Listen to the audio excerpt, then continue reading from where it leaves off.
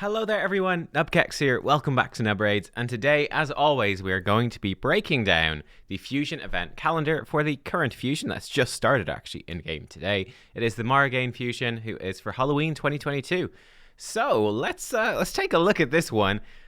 You could probably tell at an initial glance at this Fusion event calendar that this is actually going to be a really, really punishing Fusion.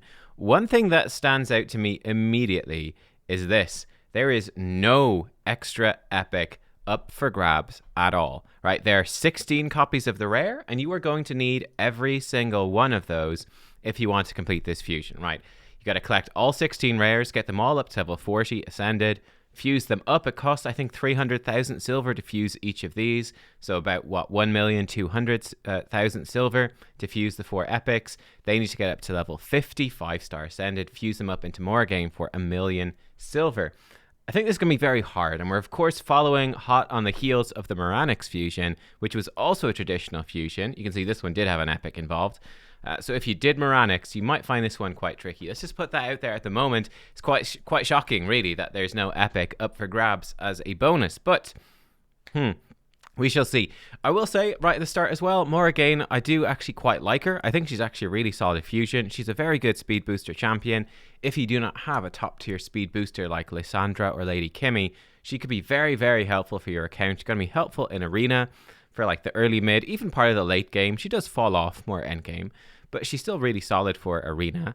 Like, I still see a lot of people using Lysandra in Arena, even now, even though she's not as good with the current meta at all as she used to be. I think she's going to be extremely helpful for Dark Fae, which is a boss lots of people struggle on. I have an entire showcase on her. You can watch it and make your own decisions.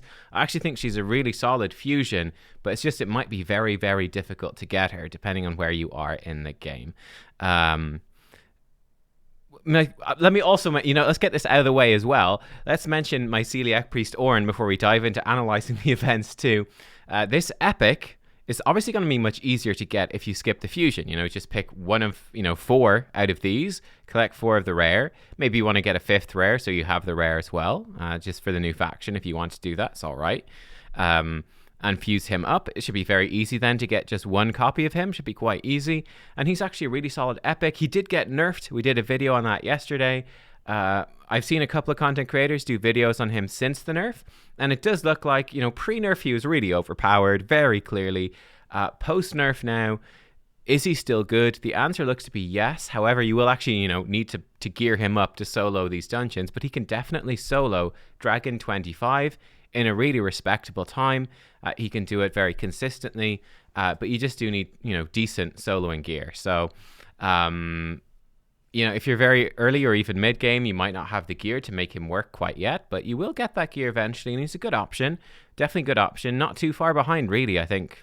Champions like Tomb Lord and all of that, which is kind of crazy. So he is a very, very good solo champion, just not completely OP.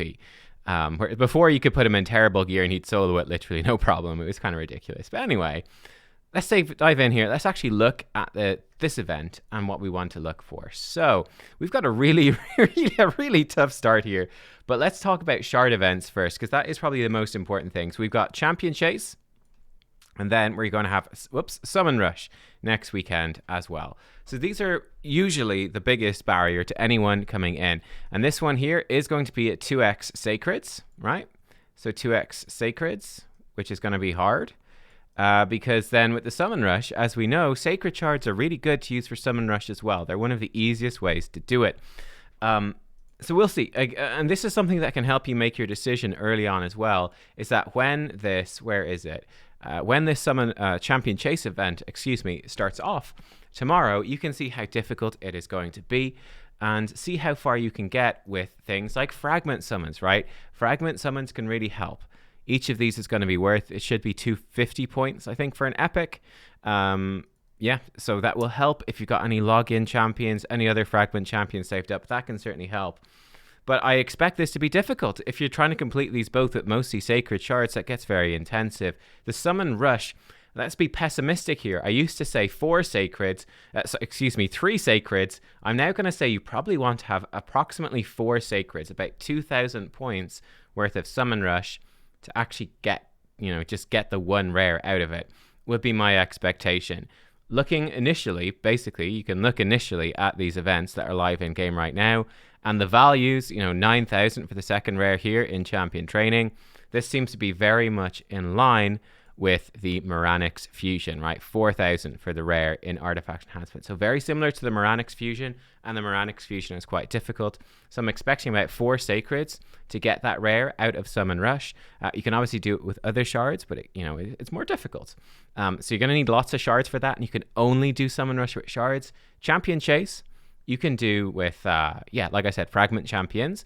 We do have it overlapping as well, guys, with Champion Training, okay? So we've got a big old Champion Training right here, and then it's going to be another one over here as well. So 2 Champion Trainings.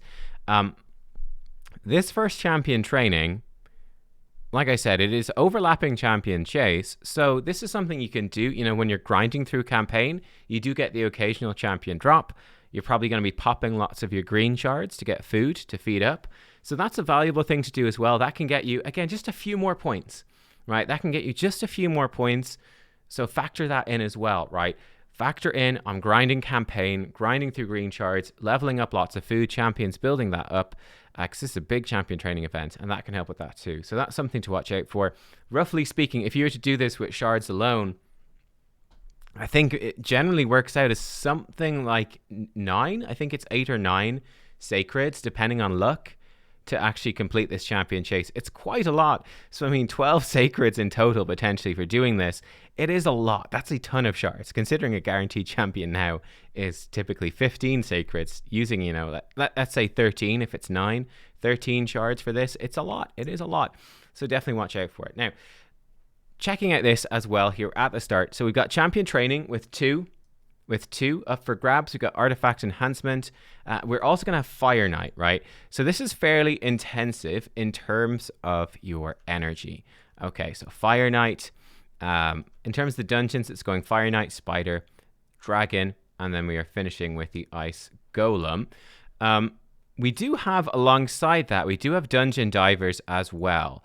Dungeon Divers 1 is actually starting during Fire Knight, and Dungeon Divers 2 is going to be starting over here. So we're going to want to try to overlap those where possible, okay? This is fairly tricky, I will say. This is fairly tricky. I do think because the Spider tournament actually overlaps perfectly with Dungeon Divers 1, I think that Dungeon Divers 1 shouldn't be too bad. And certainly, there's nothing else drawing your energy for this. So I'm actually not too worried about trying to overlap Fire Knight with this Dungeon Divers. It is certainly something you can do. You could leave it until Saturday, and you could try to do some on Saturday here. But there is definitely a risk involved with doing that. There's a risk involved with doing that in terms of leaving things too late. I actually think it's totally fine to get some Fire Knight done early, get some out of the way. That's what I'm doing. And then to move into the champion training and to keep that up consistently. I think it's more worthwhile to make the champion chase a bit easier. I think you should consider, again, overlapping some of that champion training with the champion chase. So you can do sort of 2 things at once. And of course, if you get ahead of yourself with the champion training, you could collect all 4 of these potentially on time, and you could fuse up the epic and get yourself a few points in champion chase. Like getting an extra epic in champion chase is a nice chunk of extra points. That could be 1 extra sacred worth, really. That's a pretty big deal. So that's definitely something to consider as well. It's a lot of points. It's a lot of points, 9,000 for this. If you have the resources to do so, it is probably worth pushing up to the legendary skill tome, because those are very rare and really do limit accounts. Not to mention that champion training, just leveling up champions for all the different factions, for arena, for Doom Tower, for everything. That's something that everyone needs to do. So it can be quite worthwhile if you're able to get up to this legendary skill tome, but your resources might be stretched too thin. It's very intensive, right? That is almost about 50% more points. It's more than 50% more points, right, to get that legendary book. But it can be worth it if you can afford to, and sort of stockpile those food champions for the second champion training tournament. But it's tricky. So there we go. That's what's happening here. It is worth noting for artifact enhancement, these are fairly straightforward, but they are expensive, right? 4,000 points is a lot. I did some tips on how you can do this, right? Just rolling up gear and stuff. So check out, I do have some tip videos on artifact enhancement. We do have 3 of them. So I'd really, really, really encourage you to save all of your silver and only just do what you need to get the 4,000 points or whatever the other ones happen to be. Just get the rare and then stop. Don't chase these higher rewards. You're going to have a really tough time, I think, in terms of silver to get this stuff right here. Luckily, Spider Tournament is going to help you. Spider Tournament gives lots of silver. That will help, but it's going to be tricky. It's definitely going to be tricky. And if you're going to be using brews or power leveling any champions for this champion training tournament too, again, that's going to be expensive as well. So watch out for that. It's a very tricky fusion, I'm going to be honest. One thing that we have that is usually very straightforward. Classic Arena, we've got 1 and we've got 2. Those are very straightforward. Look, you just got to use your arena tokens every day. If you're in gold, it should happen no problem. If you're in silver, you might definitely need to use every single battle. You might need to buy some extra, but it shouldn't be too bad. If you're in bronze, you're going to have a very tough time. But they're usually the most straightforward part of this. You just use your arena stuff. Try to be able to log in regularly throughout the day so you can refresh arena and take some easy arena matches. But yeah, this is tough. So again, for me, my recommendation here at the start, this is, I think, a very tough part. Fire Knight and champion training overlapping, and it's a real big champion training. Big energy investment here at the start. My recommendation is get a bit of Fire Knight done on day 1 and just be consistently grinding away at that champion training. It can help you at champion chase. Once the Dungeon Diver starts, again, just grinding campaign can help you at Dungeon Divers 1 too. So that's something that you can definitely do. Finish off your Fire Knight there. Then really grinding hard on Spider once your champion training is done. Hopefully you get Dungeon Divers done with that. Spider as well. Artifact Enhancement should be straightforward with the energy you've saved up. We've got Dragon overlapping at champion training, which is also a pain. I'd do the champion training first. Finish off Dragon with the Dungeon Divers. Get a bit done early. And then blasting through Ice Golem with Dungeon Divers too. Luckily, I do think the Dungeon Diver events are reasonably overlapped, right? There's a full overlap with Spider on 1. There's a full overlap with Ice Golem on 2. That's not too bad. We don't have 3 Dungeon Divers. That's pretty tough. It's definitely just the energy investment at the start, which is going to be the biggest hurdle, and the shard cost is going to be the biggest hurdle as well. If you are lucky and in this champion chase you pull a Myceliac Priest Orn, because it's going to, if you're pulling Sacreds, right, that can definitely help you with this event. And you could probably look to skip the second one. Like if I got a bonus Priest Orn and I didn't want to keep him, I would skip 1 from champion training probably. I would probably skip maybe the Artifact Enhancement 3, maybe these 3 at the end, something like that. Or just anywhere where you are really stuck for time and stuck for silver. I do think this champion training at the start is going to be the hardest part. So there you go, guys. Hopefully it was some help for you breaking this down and walking you through it. Yeah, I will say I'm definitely disappointed because I think that this is really hard. I think that they've done another really difficult fusion. I think they're making it so hard because 2x Sacreds, they're like, well, we don't want to make it too easy if people pull Myceliac Priest Orn. I don't think that's a good way to do it. I don't think fusion should be this hard. I think it should be easier. I think there should be 1 or 2 extra epics up for grabs. There should be more rares. Like, this is just rough. If you miss a single event, you could be completely screwed on this fusion. I just don't think that's right. So I really hope that they change the direction that they've been going with these last 2 fusions, especially making them so difficult.